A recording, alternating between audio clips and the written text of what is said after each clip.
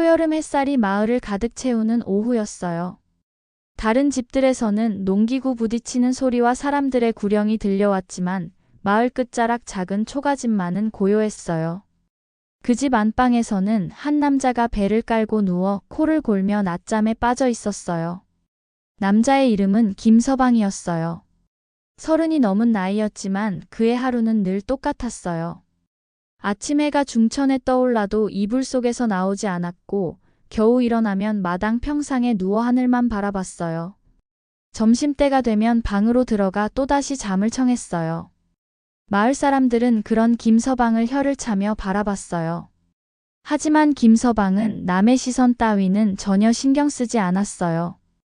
오히려 일하러 나가는 사람들을 보며 속으로 비웃곤 했어요.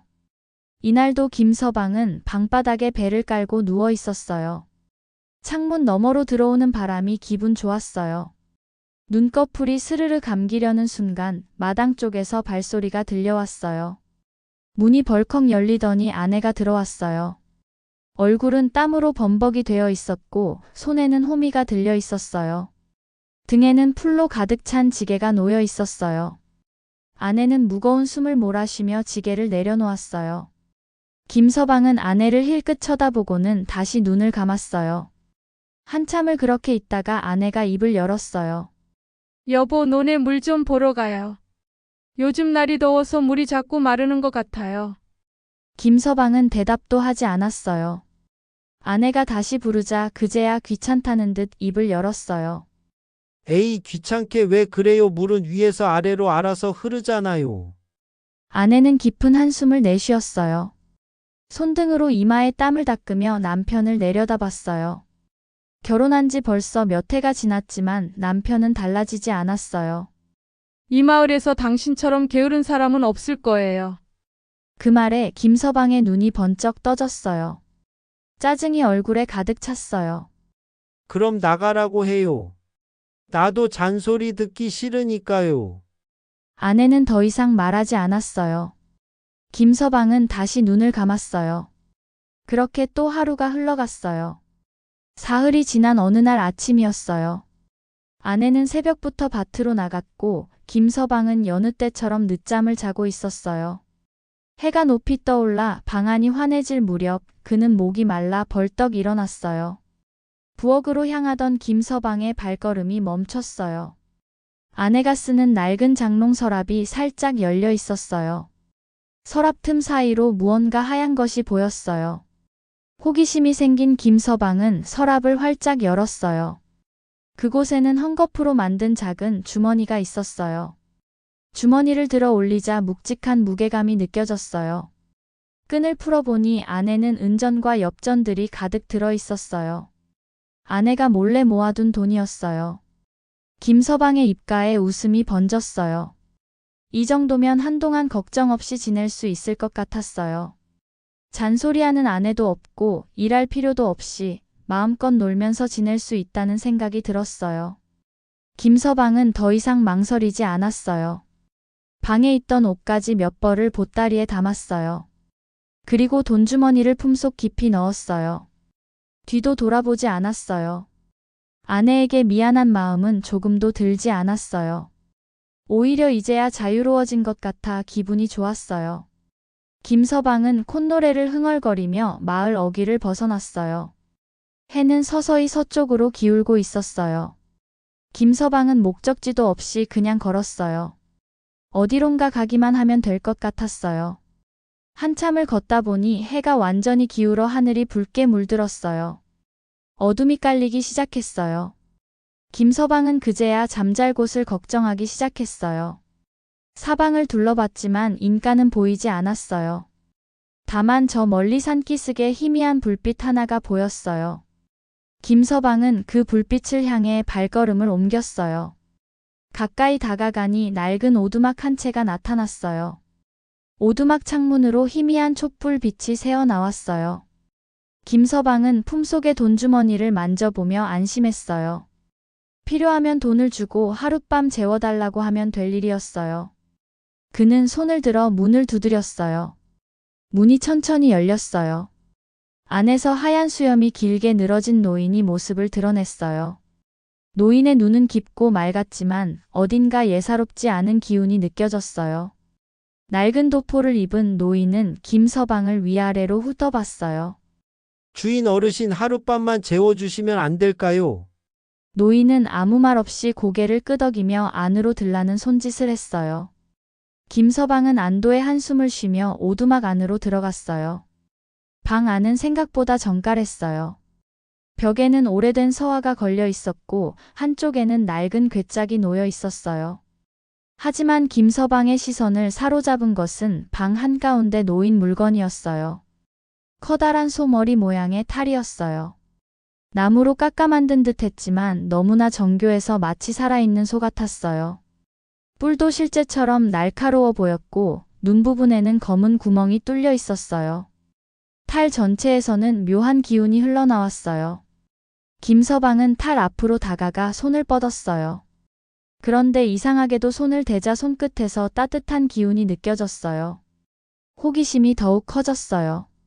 이건 뭔가요? 신기하게 생겼네요. 노인은 낮은 목소리로 대답했어요. 쓰고 싶다면 써보게나 하지만 후회할지도 모른다네. 김서방은 노인의 말을 대수롭지 않게 여겼어요. 그저 이상한 노인의 장난 같은 말로만 들렸어요. 오히려 이렇게 정교한 탈을 쓰면 어떤 기분일까 궁금해졌어요. 김서방은 탈을 들어 올렸어요. 생각보다 가벼웠어요.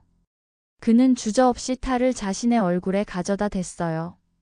노인은 아무 말 없이 그 모습을 지켜봤어요. 탈이 얼굴에 닿는 순간이었어요. 갑자기 눈부신 빛이 터져 나왔어요. 번쩍. 오두막 전체가 환하게 빛났어요. 김서방은 비명을 지르려 했지만 목소리가 나오지 않았어요. 몸이 뜨겁게 달아올랐어요. 뼈가 삐걱거리는 소리와 함께 몸이 점점 커지기 시작했어요. 두 다리로 서 있던 몸이 앞으로 기울어졌어요. 손이 땅에 닿았고 손가락들이 합쳐지며 굽으로 변했어요. 등이 넓어지고 목이 길어졌어요. 입에서는 이상한 소리가 새어나왔어요. 빛이 점점 강해지더니 마침내 폭발하듯 사방으로 퍼졌어요. 빛이 사라진 자리에는 소 한 마리가 서 있었어요. 노인은 여전히 조용히 서서 그 모습을 내려다봤어요. 김서방은 필사적으로 소리를 지르려 했어요. 하지만 입에서 나온 것은 사람의 말이 아니었어요. 음매에, 음매에. 소의 울음소리만 나왔어요. 마음속으로는 분명히 말을 하고 있는데 밖으로는 짐승의 소리만 흘러나왔어요. 그날 밤 김서방은 오두막 마당에 묶여 지냈어요. 차가운 땅바닥에 누워 하늘의 별들을 바라봤어요. 눈물이 흐르는 것 같았지만 확인할 수도 없었어요. 동이 트자 노인은 소에게 밧줄을 메고 걸어가기 시작했어요. 한참을 걸어 시장 어귀에 도착했어요. 그곳에는 벌써 많은 사람들이 모여 있었어요. 곧 얼굴이 거무스름한 농부가 다가왔어요. 농부는 소를 이리저리 살펴보며 만족스러워했어요. 둘은 한참 흥정을 벌였고 결국 농부는 돈을 내고 소를 사갔어요. 이 소는 일을 잘 합니다. 단, 물을 먹으면 죽으니 절대로 무밭에는 데려가지 마시오. 이상한 말을 남기고 노인은 사라졌어요. 농부는 소를 끌고 자신의 밭으로 향했어요. 농부는 능숙한 손놀림으로 소에게 쟁기를 메웠어요. 무거운 나무 기구가 김서방의 등과 어깨를 눌렀어요. 채찍이 등을 내리쳤어요. 따끔한 고통이 느껴졌어요. 김서방은 어쩔 수 없이 앞으로 걸어야 했어요. 해가 중천에 떠올랐어요. 땀이 온몸에서 흘러내렸어요. 목은 타들어갔지만 물을 달라고 말할 수도 없었어요. 발굽이 진흙 속에 푹푹 빠졌어요. 뽑아내려면 온 힘을 다해야 했어요. 저녁때가 되어서야 일이 끝났어요. 농부는 소를 외양간으로 끌고 갔어요. 김서방은 그곳에 쓰러지듯 누웠어요. 온몸이 욱신거렸어요. 어둠 속에서 김서방은 처음으로 후회했어요. 날이 밝았어요. 농부는 새벽부터 외양간 문을 열고 소를 끌어냈어요. 김서방의 몸은 여전히 아팠지만 쉴 틈은 주어지지 않았어요. 다시 쟁기가 등에 메워졌고 채찍 소리와 함께 하루가 시작되었어요. 그날도 그 다음 날도 똑같았어요. 동이 트면 일이 시작되고 해가 질 때까지 계속되었어요. 밭을 갈고 수레를 끌고 무거운 짐을 날랐어요. 발굽은 까지고 등의 상처는 아물지 않았어요. 일주일이 지났어요. 김서방은 소의 몸에 조금씩 익숙해졌지만 마음은 여전히 사람이었어요. 그것이 더 고통스러웠어요. 어느 날 오후 뜨거운 햇볕 아래서 일하던 중이었어요. 김서방은 지쳐서 걸음이 느려졌어요. 지난 날들이 주마등처럼 스쳐 지나갔어요. 방바닥에 누워 잠만 자던 자신의 모습, 밭에서 돌아온 아내의 지친 얼굴, 그리고 자신이 내뱉었던 차가운 말들이요. 김서방은 그제야 깨달았어요. 아내가 매일 얼마나 힘들게 일했는지를요. 땀 흘려 일한다는 것이 얼마나 고된 일인지를요. 김서방은 마음속으로 울었어요. 가슴 깊은 곳에서 뜨거운 무언가가 터져나왔어요. 후회와 미안함, 그리고 그리움이 한꺼번에 밀려왔어요. 아내의 모습이 선명하게 떠올랐어요. 새벽부터 밤늦게까지 쉬지 않고 일하던 그 모습이요. 며칠 뒤 아침, 농부는 소를 끌고 논으로 향했어요. 그때 문득 노인의 말이 떠올랐어요. 절대 물을 먹이지 말라던 그 말이요. 김서방은 걸음을 멈추고 건너편 무밭을 물끄러미 바라봤어요. 김서방은 깊은 생각에 잠겼어요. 물을 먹으면 죽을지도 모른다는 것을요 하지만 이대로는 살 수 없었어요. 사람의 마음을 가진 채 짐승의 몸으로 사는 것은 너무 고통스러웠어요. 농부의 재질을 뿌리치고 무밭으로 달려가 우적우적 물을 씹어먹었어요. 순간 세상이 하얗게 변했어요. 소가 된 날보다 더 강렬한 빛이었어요.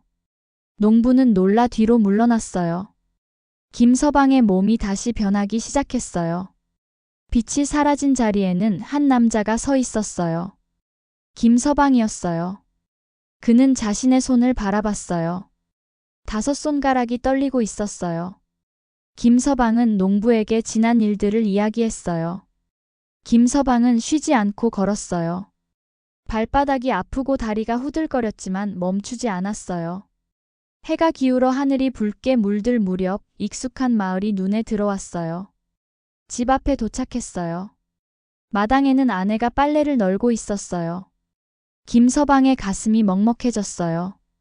김서방은 천천히 다가가 무릎을 꿇었어요.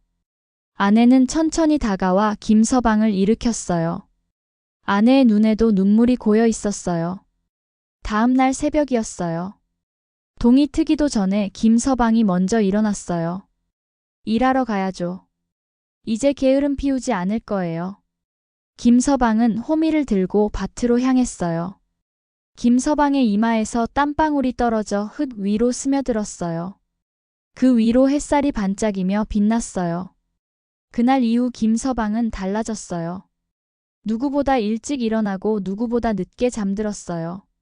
논에는 물이 넉넉히 흘렀고 밭에는 푸른 작물들이 자라났어요.